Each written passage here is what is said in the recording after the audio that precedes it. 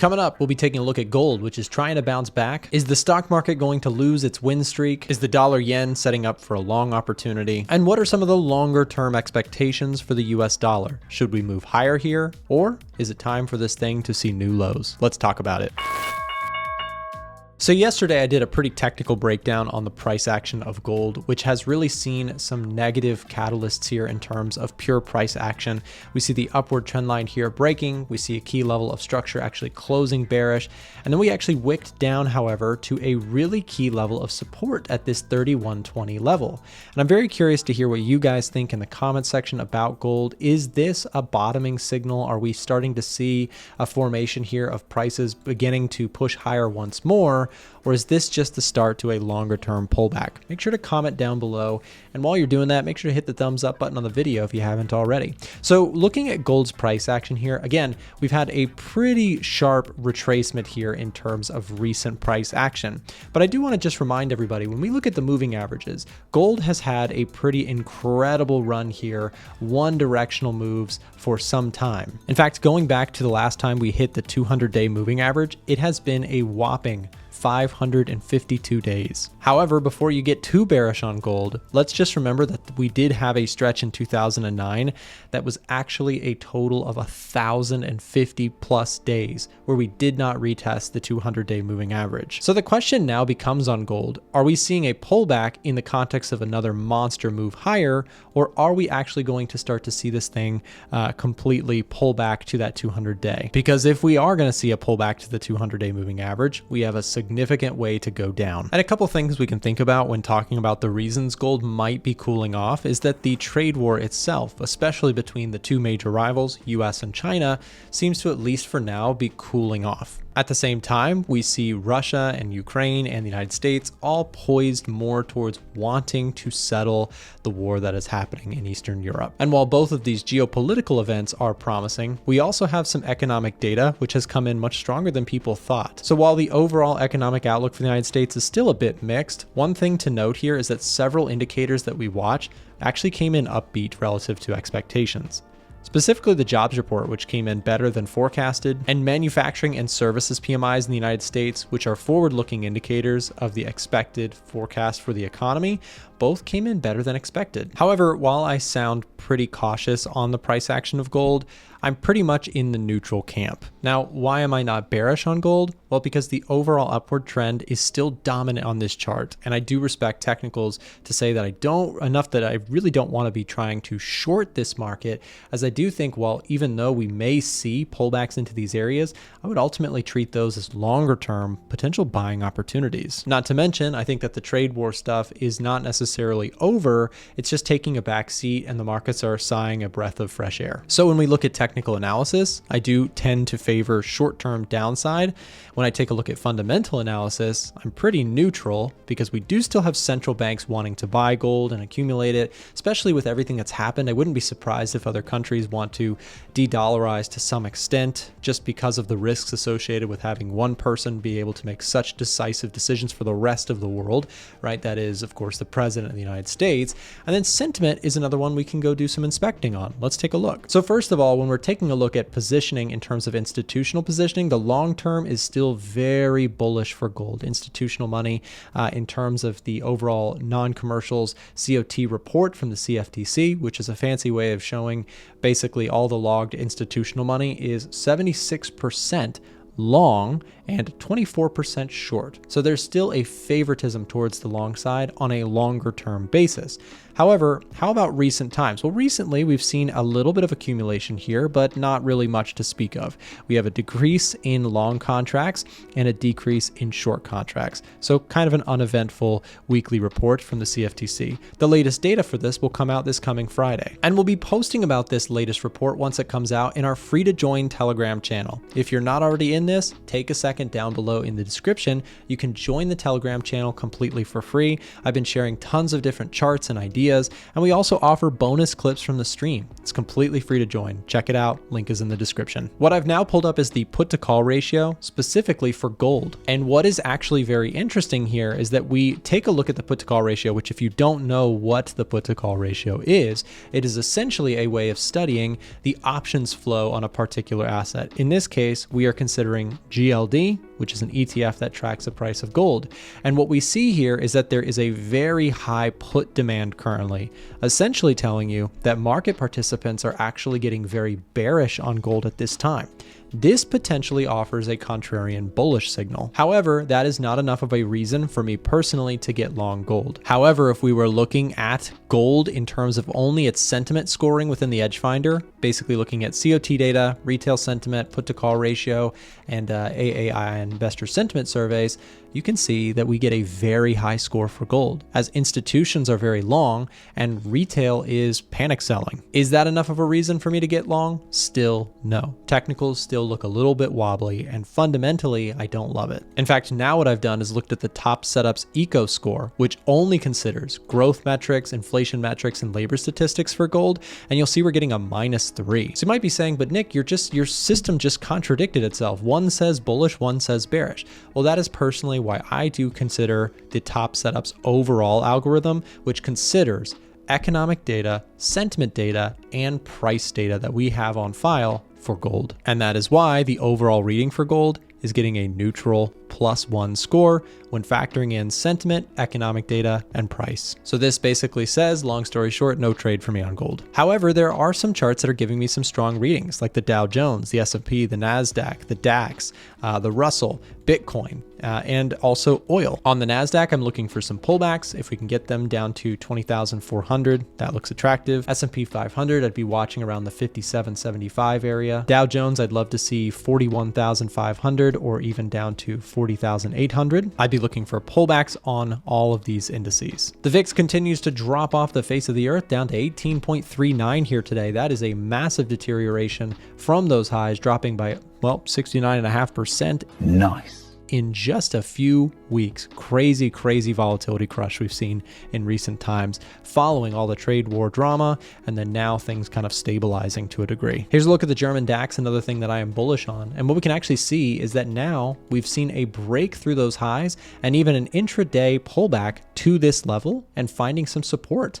This price action is incredibly impressive from the DAX and is a market that I'd like to gain some exposure to. If we get something like this, a break and a retest of this area, I am looking for longer term upside for the DAX. Taking a look at Bitcoin, I am very interested in getting long Bitcoin, but still waiting for pullbacks on this one as well. And here's a look at the Bitcoin to gold ratio, which is a really fascinating chart to take a look at. When this chart is going down, what it's suggesting is that the price of Bitcoin relative to gold is deteriorating. In fact, you can read the left-hand side legend to determine how many ounces of gold it would take to buy one Bitcoin if you were to remove the US dollar from the exchange rate. Think about this. We're saying Bitcoin versus gold. It costs roughly, what, 3,000 something for an ounce of gold. So that would rule out the US dollar in this equation. Basically, the idea here is that when this chart is trending lower, it suggests that the market is in more of a risk-off environment, favoring gold over Bitcoin. And when this chart reverses, like we saw in mid-April, which was a wonderful early signal that the market was pivoting back into a risk-on environment, we can see it in the exchange rate, or the ratio here between Bitcoin and gold. We went from a high of around 36 ounces of gold to earn one Bitcoin, now down to a low of about 26, and then bouncing back now here as we speak. I shared a bit of a deep dive in our Telegram channel on this exact subject, talking about how you can potentially identify risk on or risk off environments with the help of the Bitcoin to gold ratio. If you'd like more charts like that, like I said, join the Telegram for free in the description below. This morning, we got more promising inflation data from the producer price index number that came in better than expected. It was forecasted to be 2.5% year over year. We actually saw 2.4%.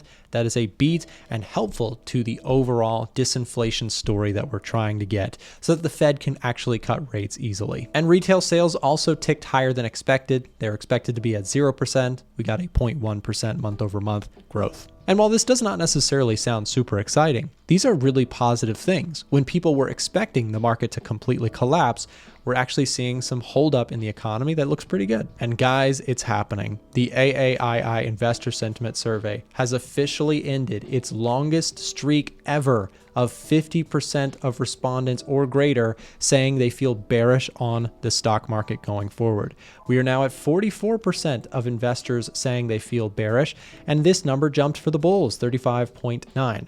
Again, this is a lesson that I have said many times on my channel. When everyone gets scared, be very, very careful that you're not chasing the sentiment, and vice versa. If everybody's euphoric or positive, this is why sentiment matters so much to us on this channel, is we watch indicators like this. I would not be surprised if things continue to progress, that we see this number grind higher and the bears take their L with a side of more L's. I mean, just take a look at the NASDAQ here. We dropped by 26% and the bears were having a parade. And then all of a sudden, in just a few short weeks, we have ripped 30.5%. That is a remarkable return. And my applaud to anyone else who, alongside myself and some of our crew members here, were actually buying some stocks in all of this panic. It was a wonderful opportunity, with hindsight in my favor, obviously. But if you go back and watch these times, we discussed at length about how everyone was so bearish collectively. And when everyone is bearish, the risk to reward on stocks becomes much more attractive. Don't take it from me, take it from Warren Buffett, the greatest investor of all time. There will probably be never anyone who produces better overall returns in the markets that can prove it than Warren Buffett. It is an insane return that he has had, averaging 20% or so, somewhere just shy of 20% for his decades in the market per year. Is an unbeatable record that no one ever has for that long stretch of time. Anyways, here's the thing. Warren Buffett is a big fan of talking about this concept of buying when there's essentially blood in the streets, when people are terrified. And that paid out big to those who were brave enough to say, hey, you know what? I think that countries around the world are going to find ways to be constructive and innovative and come out of this. And that is exactly what we saw. Again, a lot of people got very politicized with all of this. People did it under Biden. They do it under Trump. They do it every cycle. People say, oh, this current administration is going to drop the ball and the market's going to crash. And meanwhile, you know, they said that under Biden. They said under Biden that we were going to go into an inflation spiral and everything's going to collapse. And while we did have a down market, we came out very strong. And so the point is, be careful with your politics. That is one of the biggest lessons I can leave you with, hopefully, for those who have been watching consistently as this story has played out. If you lead with your politics, your account is likely to suffer. It does not matter which side of the aisle. The markets go up under most presidents most of the time. And to overvalue or undervalue a particular party or leader just because you may or may not like them is one of the most rookie mistakes you can possibly make in markets. It's bigger than one person, right? The innovation of the US economy it's not hinged on one person's, yes or no's, right? Yes, the market can have much volatility due to, policies that a certain president, does, but over the long stretch, great companies will thrive and they will survive under different environments. Let's talk about the dollar index, which has been bouncing back here recently, and I just wanted to do a quick bit of a history lesson on this subject. But before I do, let me remind you about today's video sponsor, DNA Funded. DNA Funded allows traders to trade pretty much everything under a singular prop firm. They have unlimited trading days in their 1 and 2 phase challenge options. They offer profit sharing up to 90%, and their payouts are usually within 7 days. We do also have a promo code with them, as you can see on the screen right now. Code A1T20 will get you 20% off any of their challenges. So if you're looking to take the challenge and get funded this year, check out DNA Funded down below in the description to see if it's right for you after doing your own due diligence. And talking about the dollar, Miko and Marco and I on the stream did a bit of a history look back over the US dollar, and I asked him a few questions. So check this out. Take a look at the dollar CAD. This is a monthly chart going back to 2012, and the dollar against the Canadian dollar has gained tremendous value over that time, 50% or whatever. That's a lot. Take a look at the euro, which has fallen against the dollar. Take a look at the pound, which has fallen against the dollar. The dollar yen, my goodness, the yen has weakened against the dollar. The dollar Swiss franc is arguably the best currency against the dollar. That safe haven status really holding it together. We already did dollar CAD, the Australian dollar, like my goodness, Kiwi dollar. These things have lost value against the US dollar. And I just bring that up because, again, as FX traders, do we typically see markets kind of sway back and forth? Sure. But I do think it's worth keeping an eye on the long-term trends that seem to be taking place in this century. I know that sounds like a crazy, none of us trade the century chart, but it's worth considering these really long-term trends, similar to like how in the stock market world, possibly the idea is like in the US, the AI trade, the tech trade has led for the last 50 years. And that's probably, at least in my opinion, a good chance that that will continue to lead. That's a secular thing that they lead in the currency world. There's been this vouching for de-dollarization across the world for many years, and yet we actually see the dollar strengthening against its peers over the last decade and a half or whatever. So just something to think about. I know that the reason I brought this up in the first place is because, Miko, I know you've pulled up these really long-term charts of the dollar index and discussed this before too. The strength of the DXY could still be in one of these kind of longer term pullbacks. In the long run, I mean, we've seen the dollar index perform quite well over the last decade and a half. So one last thing I'd point to that, and Adam Koo, I'm taking from his video. I got to cite my source here. He discussed that maybe part of the reason for that is that the United States has like the dominant kind of top companies of the world, and that continues to drive centralism around the United States. So those two markets do in some ways probably overlap, the U.S. stock market and the currency itself. Innovation and growth in terms of an economy, of course, does play dramatically into the strength of its currency over the very long term. So just wanted to share that with you guys. I thought that was an interesting study. Any thoughts on long-term, super long-term currency stuff? Yeah, I mean, the dollar is still connected with everything. If you want to buy gold, it's quoted in dollars, oil quoted in dollars. So the world is still running on the US dollar, and I don't think it's going to stop running anytime soon. But as they say, like trade the trend until the bend at the end, and the bend still hasn't come. I think the dollar is still massively strong. So if you take a look at the DXY, let's do, I don't know, the monthly chart. Definitely long term going to the upside ever since, let's say, 2014. And as we know, the US economy is still the most powerful economy in the world. So I would say that what people are saying, that the dollar is going to lose its, let's say, role as the reserve currency, is not true. But what is interesting is that because of the tariffs, people actually aggressively sold the dollar, which is something that hasn't really happened before. When there's a crisis, usually the dollar goes up in value. So possibly in like 20, 30 years, we may start seeing like a big shift. But in the next 5 to 10 years, I think we're going to have a very similar environment to what we have now. Yeah, it's interesting. And Miko, what about you? Does this long-term dollar kind of secular uptrend going back to the financial crisis, post financial crisis, does that play any kind of way into your thinking? Like, do you have any sort of like super long-term you tend towards long sides on dollar, or does that not really play anything in what you do? Not really, but I do understand that everything is with cycles. Everything comes and goes. So at the moment, of course, USD is in power. Of course, eventually that will change, just like previously the pound was. So that will come to an end, but it rarely is very suddenly. It's normally a gradual kind of death to it. So at the moment, USD is still king, and for the foreseeable future, that still looks likely. In terms of my trading, of course, I don't really trade on that time horizon, but I do like to keep up to date with the longer term play. I do that with pretty much all the markets I trade. I look at the monthly chart, sometimes even the yearly chart as well, which kind of helps me stay in tune with potentially longer term trends and know which potential trades I could hold a little bit longer and some I should maybe not hold too long. So I like to stay up to date, but my time horizon for trades is normally a few days to maybe a couple weeks at best. Yep. No, it's just an interesting concept to think about. There's a whole nother conversation that I find really interesting that I don't want to go too far into, but like the idea of international traders who move their money into different currencies. Like, it makes a big deal for US traders. We're a little bit more naive to that way of thinking because our markets are here, and a lot of other places want in on US markets, or I imagine the same thing happens in like German markets or UK markets. Like, many other places want access to those things. So there's like the demand for those currencies, right? Euro and pound and US. That's why those are the big ones, right?